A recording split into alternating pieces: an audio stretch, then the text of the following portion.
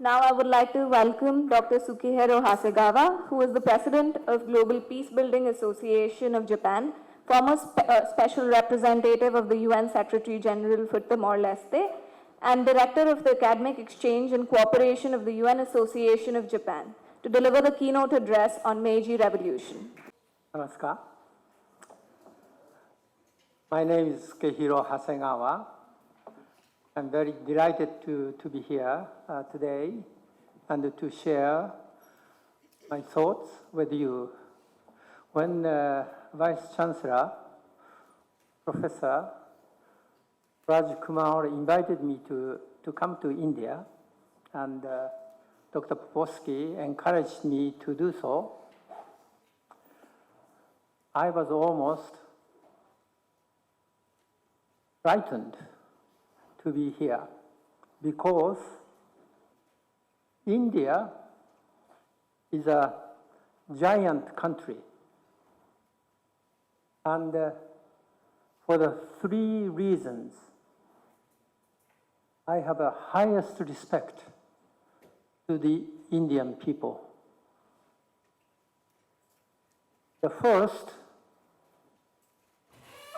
India is a source of origin of the philosophy that spread around the world for the last 2,500 years and more. It originated in India, went to the west and to the east. The development of, you call it the Veda, the enormous element collection of the wisdom that brings about peace and security as well as welfare to the humankind.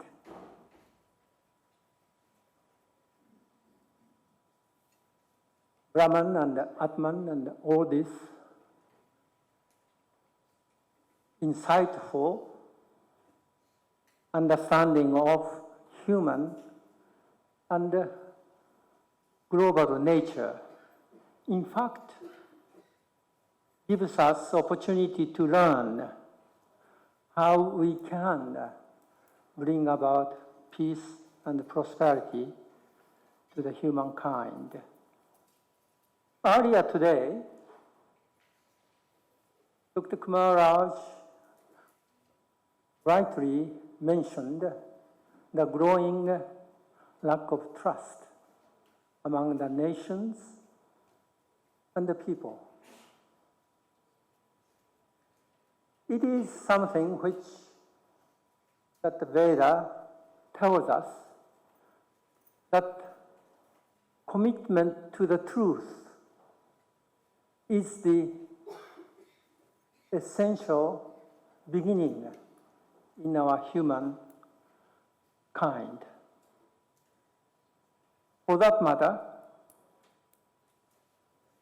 we believe that there are three elements of order that keeps our human society unified and live together.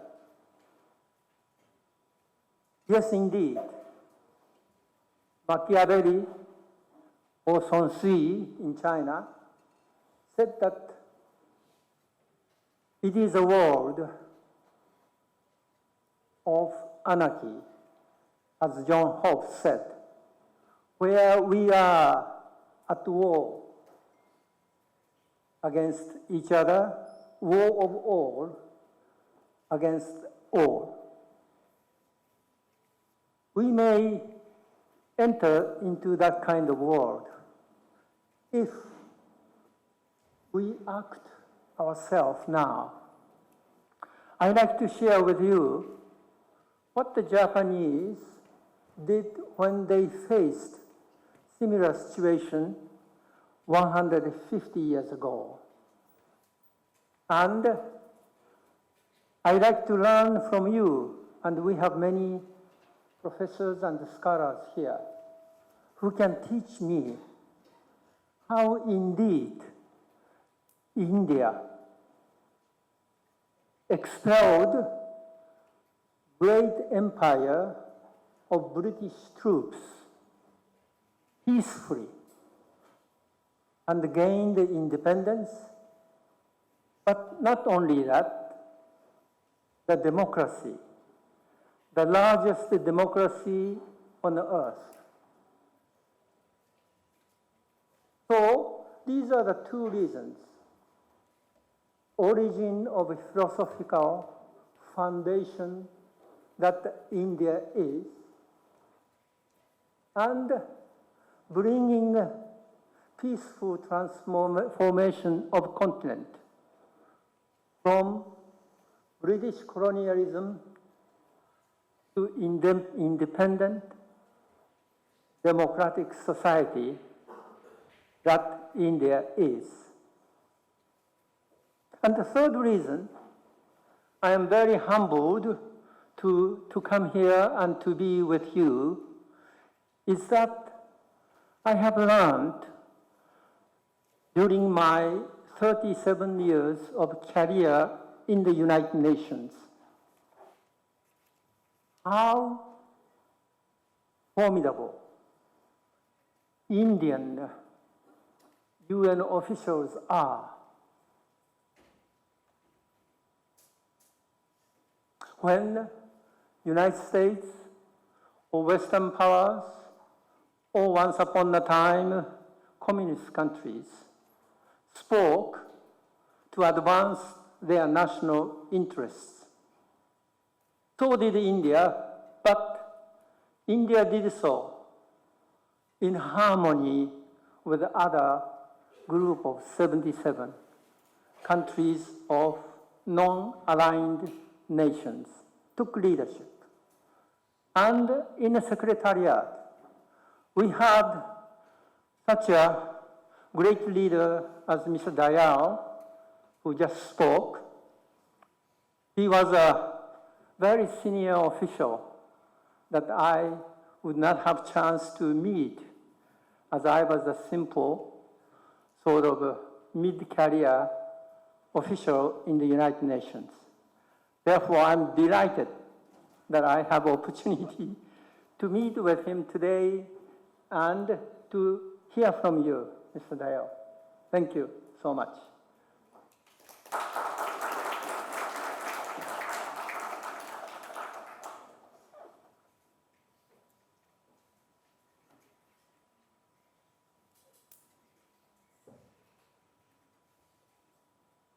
Japan, 150 years ago, was not a nation, but it was a conglomeration of 260 independent samurai clans or kingdoms. We had a very isolated country, and many historians refer to the age of what we call Tokugawa shogunate. Yes, indeed, the largest group of Tokugawa shogunate had about 1/7 of total area of Japan. And in today's way of counting the wealth, they had about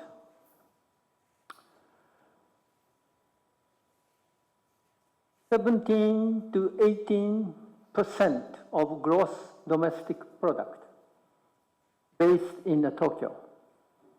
Yet other clans, they are independent and they control their own domains.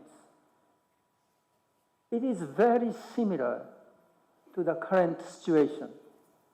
If you look at the world at the moment, and if you are studying economics, gross world domestic product is about $30 trillion. And the United States had about 20% of the global wealth, followed by China, Japan, and European countries, and India. Now, what happened in Japan 150 years ago is that Western powers, UK, France, Russia, joined by the United States, they came to Japan having conquered the South and Southeast Asian countries. And in 1853, they forced Japanese rulers, the Tokugawa shogunate, to open the country and accept many conditions that are almost impossible for the Japanese to accept unless it gives up almost all of its basic rights and the wealth that they had.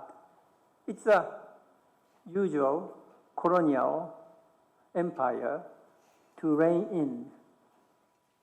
Country was about to be divided. French told the Tokugawa shogunate, the big power, that the France would help them. And the British,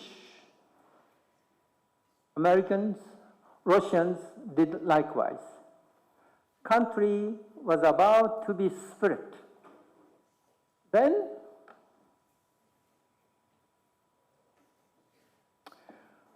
we had all this, what we call black ships in the Tokyo Bay, forcing Japan to open up, and the Tokugawa shogunate capitulated, and they accepted. They will open it, and they will keep a peace with the United States and other foreign powers. Yet, this was found unacceptable to crowns in the southern part. We call it the island of Kyushu. They rebelled against the Tokugawa shogunate, and they said this is against the interest of Japan. And we had about 13 leaders. But imagine that these leaders are not heads of all these crowns. These are the young officers in their 20s. They said, we have to preserve our country, and we have to move forward as a one nation.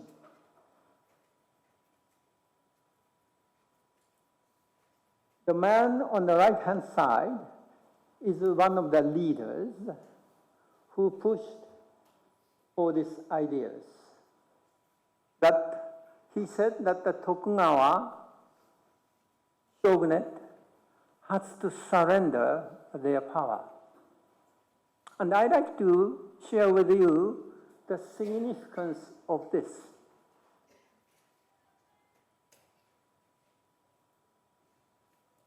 He is the last shogun of Japan, 15th shogun of the 260 years that we had an isolated country. He had to resist this rebellion, mobilized his force,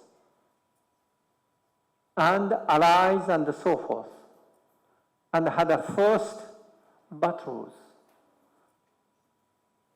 And they lost that first battle, but then there are other samurai clans who are coming in aid of him.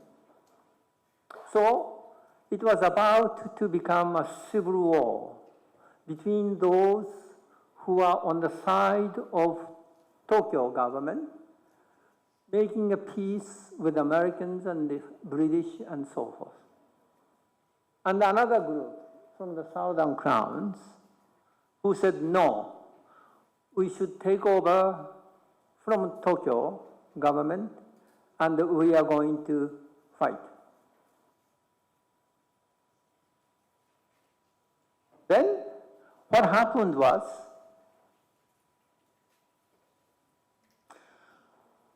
there was a resolution 1325. Do you know anybody? You studied United Nations Resolution 1325. Anybody? I'm delighted to see about 85% of the students who are here are female. Wonderful. It's a women power. Women stood up. The wife of shogun and other samurai clan heads. They said, look, we should not destroy each other. We have to be united. And for that,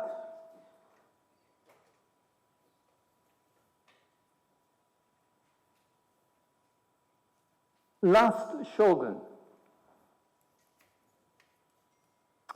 Tokugawa Yoshinobu, has to give up his power and wealth. In other words, it's like United States. The president of the United States saying that, okay, I will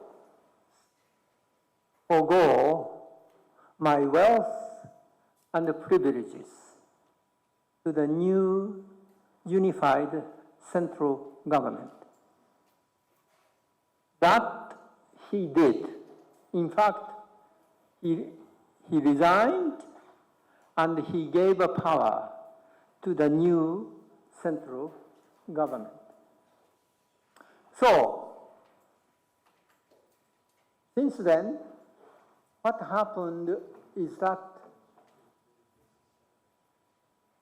we have a now new government bring together 260 independent kingdom, fiefdoms together.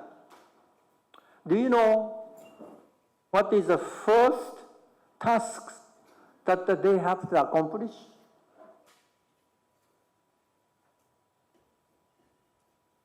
First task that they have to accomplish is, I think, what India is making a progress. Can you imagine? These Japanese, they numbered about 30 million people. They didn't talk the same languages. The Japanese in the northern part didn't understand what the southerners are saying, and so forth. So first, they have to come up with one national language. Second, they have to abolish class structure. Until then, Japan consisted of 4 classes. One on the top is samurai, who are entitled to carry their sword. They are the only one who can carry weapons. And they numbered about 2 million people, 7-8% of the population. And then came second one in rank, only in rank, but they suffered most, are the farmers. They numbered 75 to 80%. They produced food and they contributed almost half of it to samurai and other groups.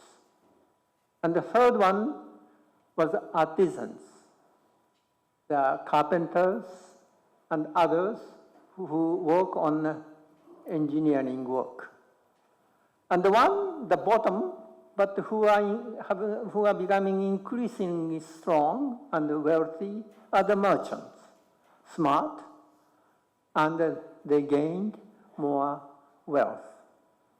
Now, after this Meiji Revolution, government said, okay, we have to abolish this totally, and that everybody should have equal rights and duties.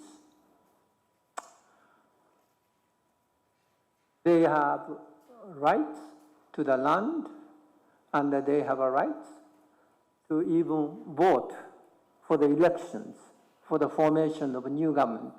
All these basics of governance has to be structured. But this was possible by this man. His name is Okubo Toshimitsu, who was engineering the formation of government based on what we consider separation of powers and all this. Japan sent many students to Europe, United States, and other countries to learn what they can offer. Constitutional provisions from UK, the military structure and engineering from Germany, and so forth.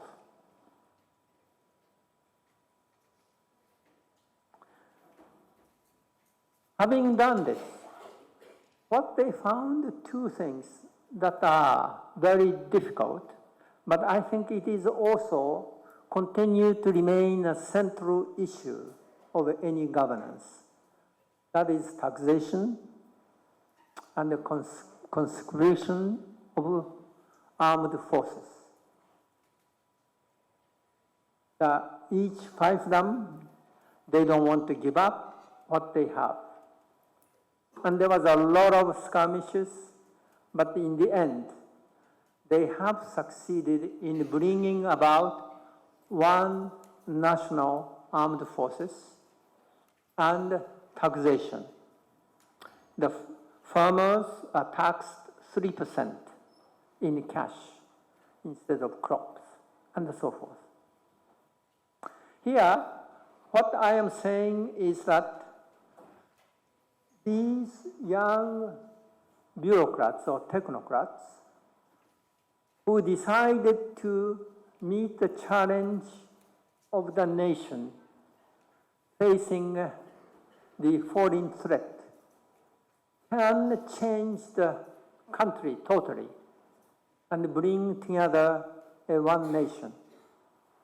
So, what here I would like to share with you very much is you can in fact be that agent for change of the United Nations. And you can be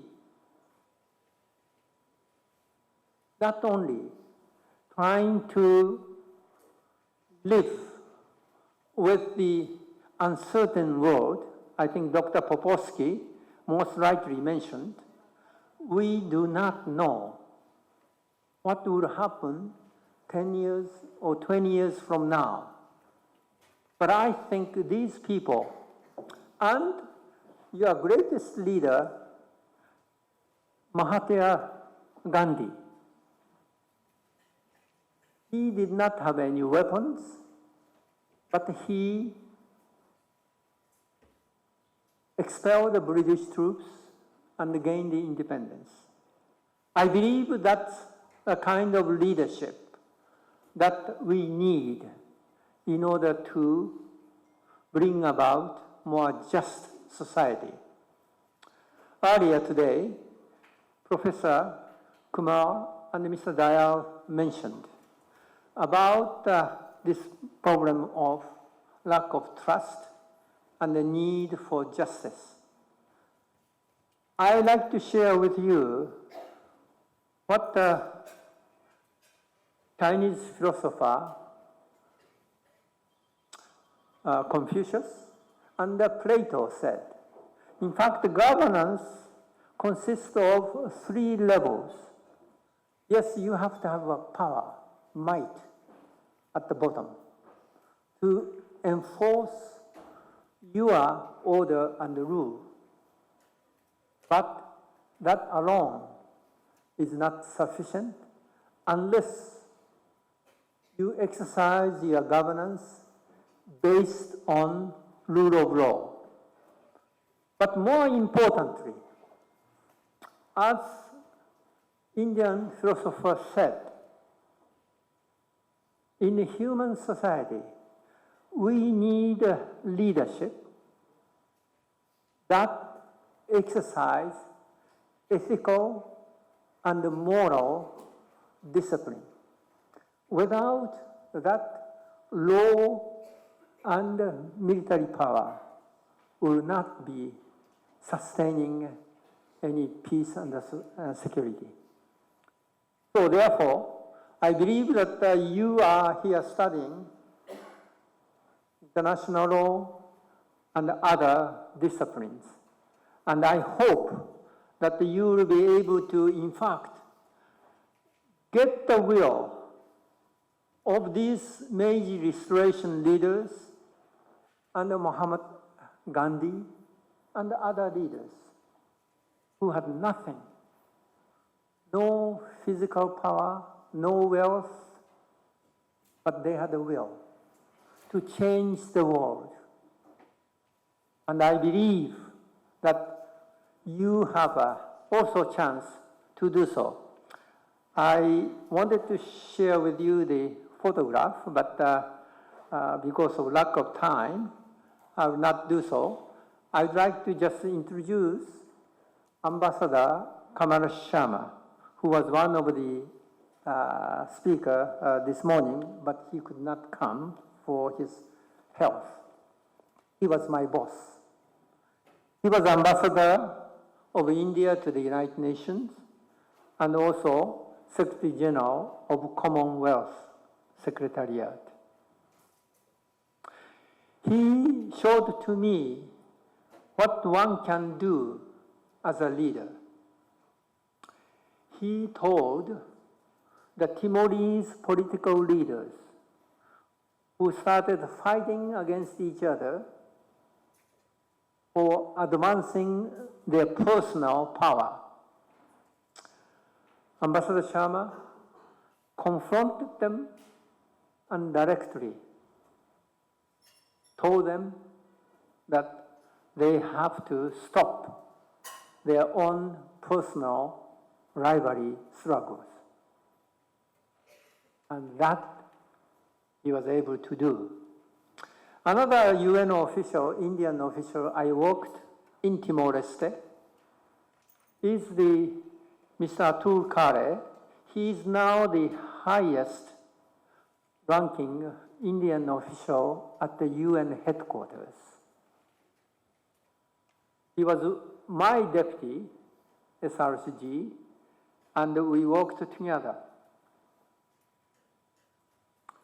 He stayed there in the United Nations and continued to work and reform the United Nations. I believe that any one of you who is here can be like them and like myself, who spent 37 years, climbed up the ladder, just like Kofi Annan did, within the United Nations system, and try to bring change in the state of the world And I believe that you can do more, as Mahatma Gandhi did and the Japanese Meiji leaders did, to change. In this regard, I'd like to finish my presentation with what Mr. Darao said about Boutros Boutros-Ghali. You might have studied, I don't know, have taken Dr. Popovsky's course on the United Nations, that Boutros Boutros-Ghali published 3 agenda. Does anybody know any agenda? The first one is what Mr. Darao, in fact, said he helped write that agenda for peace. And then Boutros-Ghali wrote the second one 2 years later in 1994. It's called Agenda for Development. And he had a draft agenda, third one, which was proved totally unacceptable by the United States and also many of the advanced countries. Do you know? Maybe there's somebody. Agenda for democratization. Secretary General Boutros Boutros-Ghali said, it is not enough to tell each member states, countries, to democratize your society, but we have to bring about more democratized democracy within the international community. Without it, we will not be able to bring sustainable peace and stability. So, with that, I like to conclude my presentation by referring to Albert Einstein said. Albert Einstein said that the problem we face today cannot be solved at the level of thinking that existed when that problem originated. We have to come up with new solutions to the newly emerging problems. Einstein further said, in addressing these problems, knowledge is important as it is more powerful than the weapons. But Einstein said, imagination is more powerful than knowledge. Thank you. Thank you very much, Dr. Hasegawa, for this excellent historical voyage through the Meiji era and comparison between the reform undertaken back in the 19th century up to today. So it's really amazing keynote speech. We really appreciate your vision and your wisdom. We have a few minutes for questions, no more than 10, I guess, even less than that. So I would like to give the floor to students to ask not only Hasegawa, but everybody Please on the panel. introduce yourself Yes. and ask the question. Yeah. From Sri Lanka. I come away from a very small country, and I'm also involved in politics. So we as a country, we feel as a small nation, along with Maldives, that we are vulnerable from external shocks. So UN is our only platform, the other is the SARC. So in this respect, you might throw some light how, as a small nation, how we can protect in a UN platform where we are vulnerable through human rights acts or something. So how we can expedite these things to safeguard our small nation. Thank you very much. Yeah, we'll take one more and then have them. JSIA. So post the events of Rwanda genocide and Darfur genocide and the events of post-2011, it was a speculation in the intellectual sector that UN has been reduced to nothing but a vestige of League of Nations, where they have completely failed to look at the factors that have caused conflict in the modern era in 21st century. So what are the views, what are your views on this? Your questions are in a way related. How to get states to behave properly. But that's precisely the purpose of the organization. Sometimes it falters, sometimes the states are too powerful to control. Sometimes they're too weak to resist external domination. But I think in the final analysis, there are two things which we need to keep in mind. One is within each country. Civil society should assert itself for the protection of rights. Institutions must be built to ensure rights. They must do so honestly and fairly. In my experience in the human rights field, we tried to encourage countries to establish human rights institutions of their own, so that nations would accept their responsibility to treat the people living within the regions which they govern with the respect that they deserve.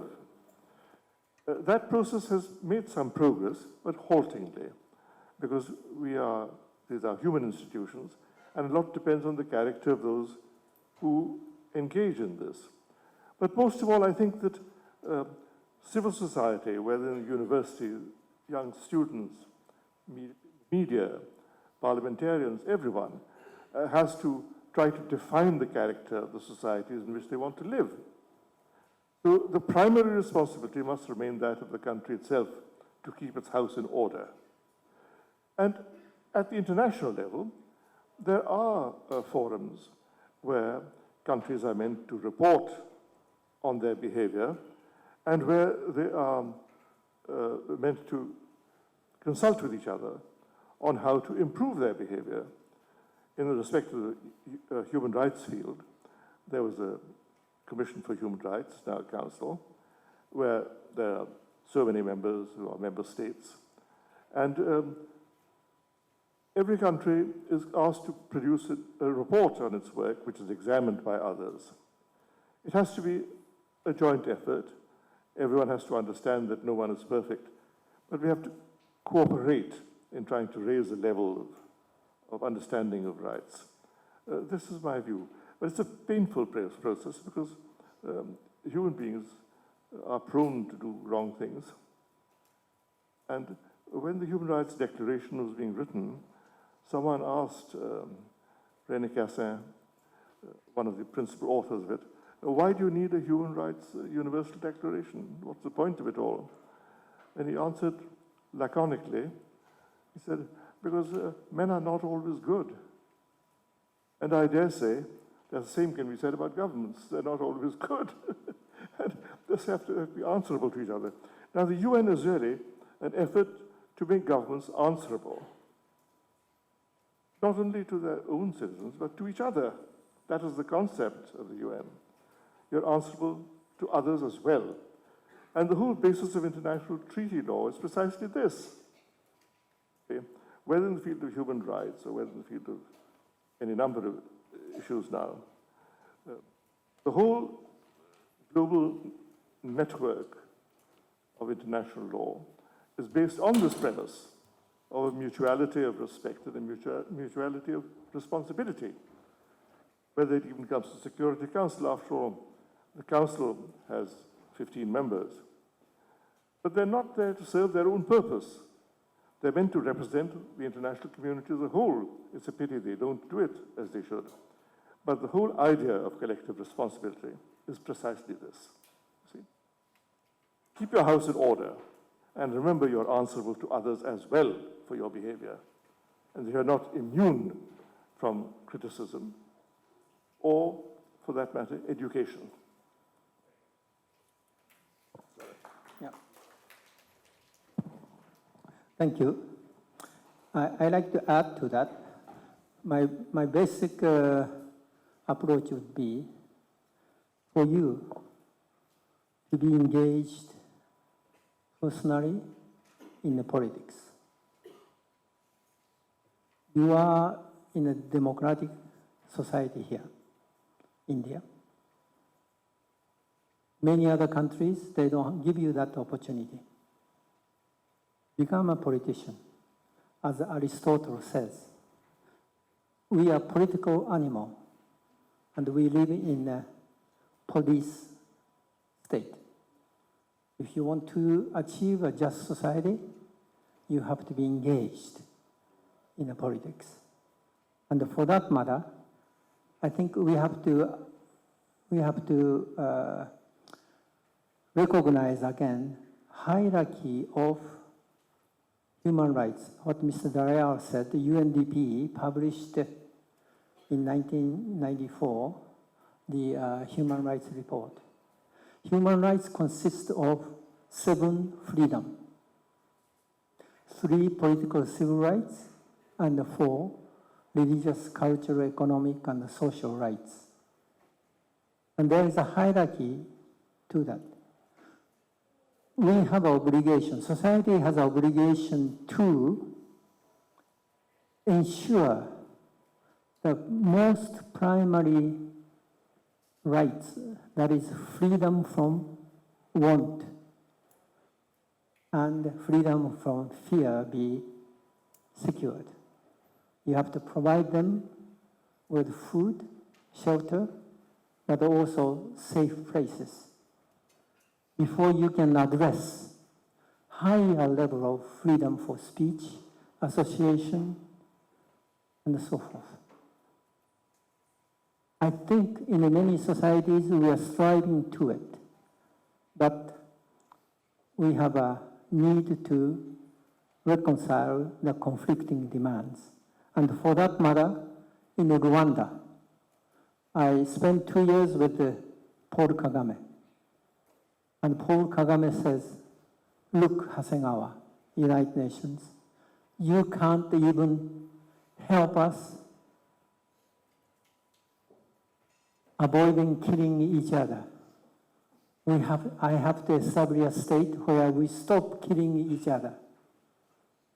And through that process, he continued to eliminate some political descendants who constitute enemy to him personally. But he considers that will bring about anarchy again. So you have to balance these conflicting 7 freedoms. And for that matter, Sri Lanka, I think SARC should be strengthened. I think you should not be afraid of India. I spent 3 years in Nepal. And if you are in Nepal, you are always afraid of India.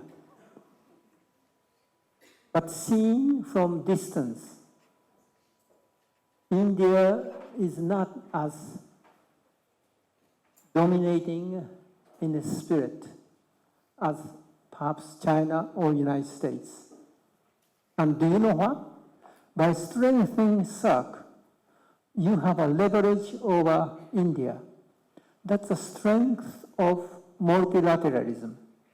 In multilateralism, you cannot make individual deals that maybe Mr. Trump wants to do. It has to be consistent. And I think, why not make SARC as strong as ASEAN and then the European Union? Then you have a power in a global society. My question is to Dr. Popovsky.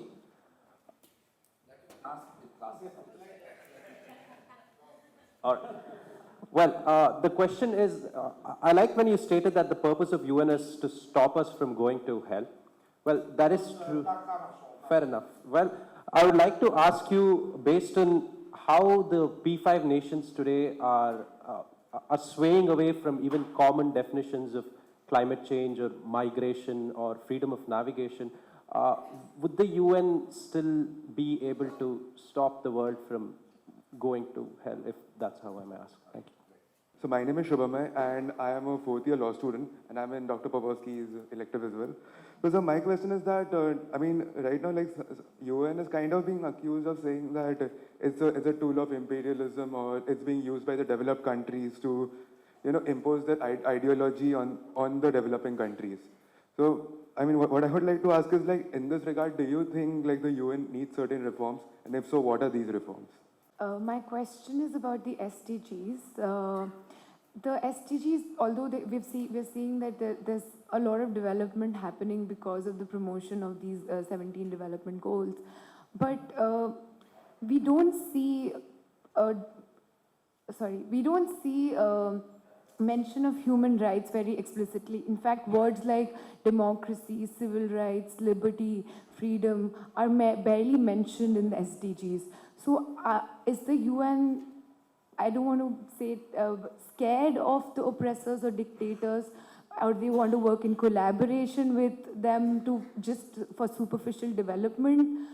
For one, I think I'm extremely impressed with the range of questions and the views that the students have. I think it's very fresh, and it shows kind of basic questioning in their minds.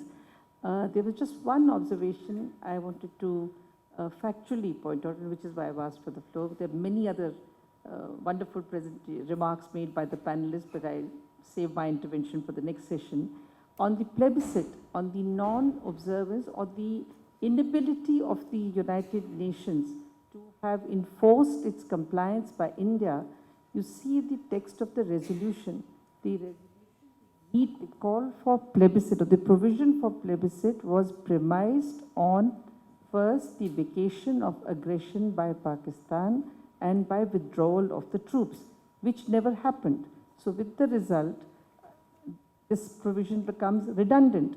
Then after waiting for a long time, then the Indian authorities went ahead, conducted elections in the valley and ascertained the will of the people and had its own constituent assembly, constitution, and elected governments have been coming to power. At the same time, we know what the problems on the ground are, but maybe there are other legal experts who could add to it. But basically, the non-implementation of plebiscite, and sometimes I always wondered why the government has not sort of made it known more, I think, because this is what Pakistan takes the most advantage of, that plebiscite. India is not observing that.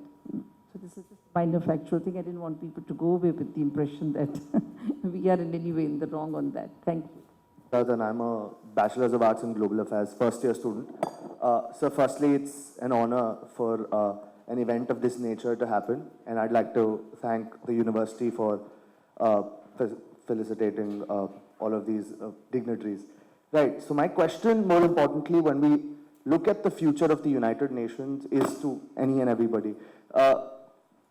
The perspective, and especially in the way that a few nations have been acting on total grounds of disregard for international law, does it pose a question to the international community as to how these individuals or these nation states can be, like the very fact that international law must be upheld at just to keep the spirit of the United Nations alive. So what is it that we can do to encourage nations like the People's Republic of China, nations like the DPRK, also to sort of pay a little more attention to human rights, being at the cusp of situations, because we know of the mounting pressures faced by a minority group in China, and obviously the entire population of the DPRK. So yes. Thank you. We'll take one or two more questions and then... Talk you here, but I mean, I have a certain question. The ideas that you propose are good, but I don't see a structure or a re-innovation or a certain kind of change. You suggested change, but how to go about changes is something that I couldn't really understand. We discussed in Professor Popowski's class a program which he calls the 8+8+8 program. And that's something that it's a structure, it's an idea of how to change the Security Council of the UN. Are there any other suggestions that you might have? Advanced countries, sort of forcing developing countries, and also SDG. Look, do you know the difference between SDG and the MDG? You see the main difference, which you find it only here this time. So keep it, you know. The difference between the two is MDG is the one drafted by OECD DAC, given to UN. I was in the UN, and we added goal number 7, which Americans objected.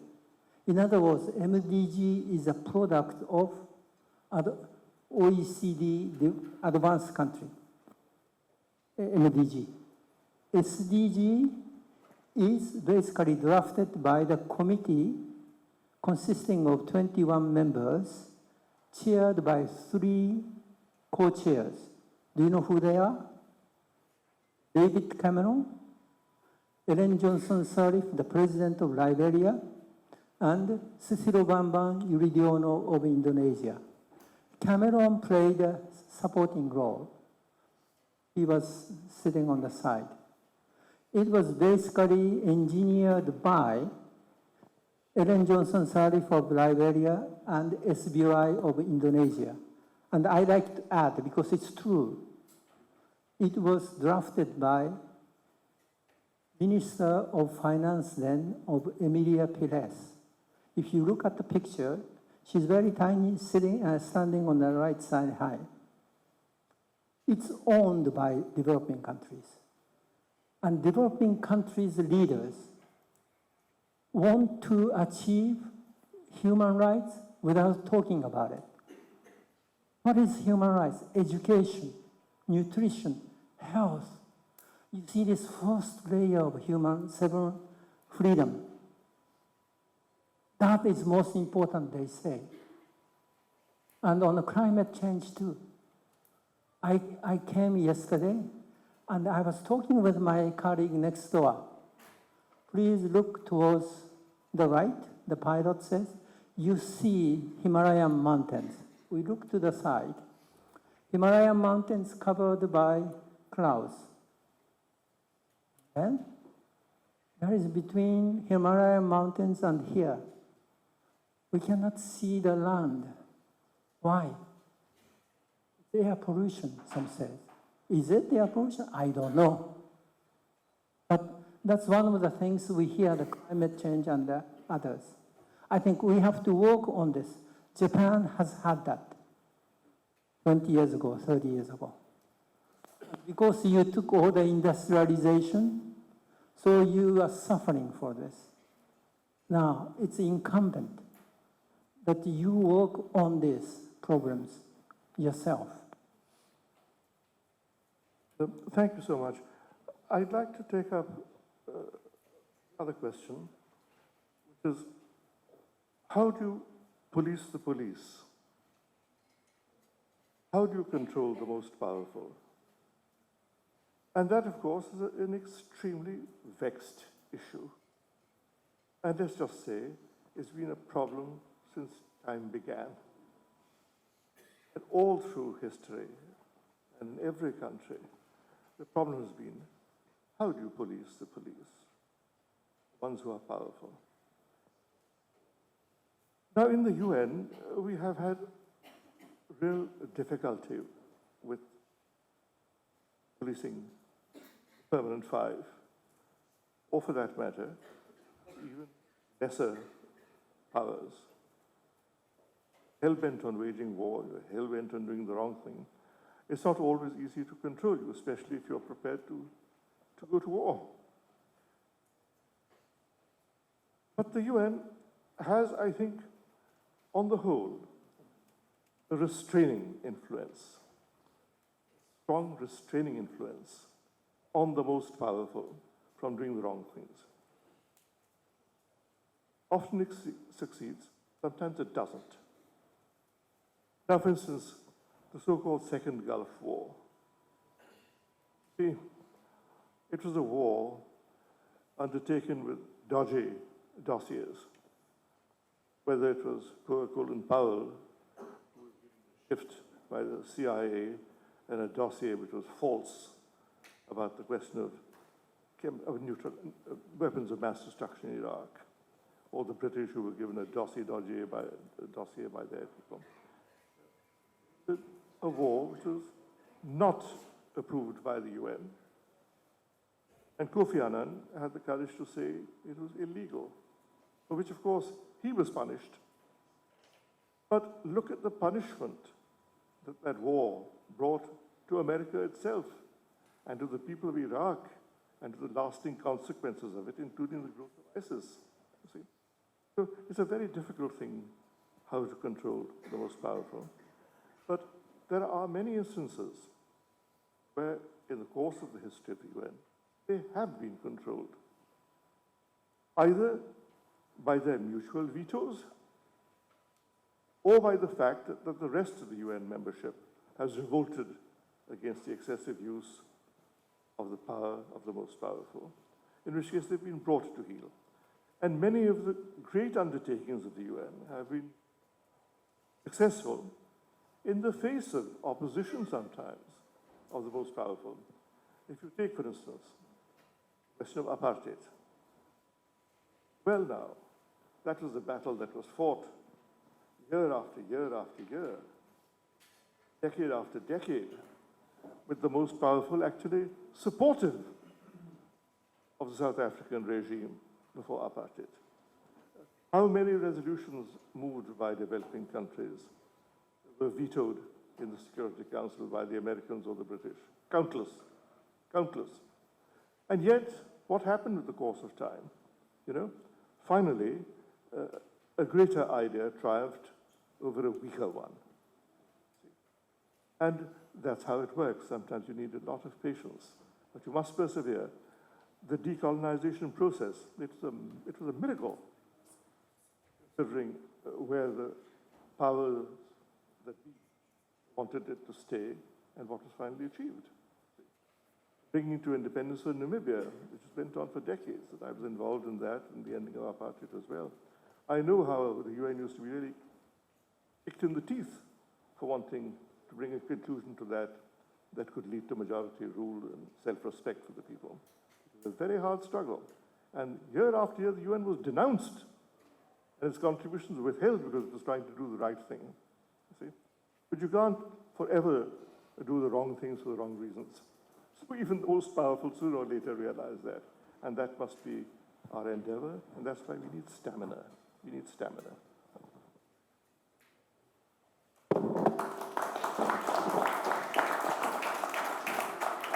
Indra Dayal and Dr. Sukihiro Hasegawa. We will now take a short break after we facilitate our guests.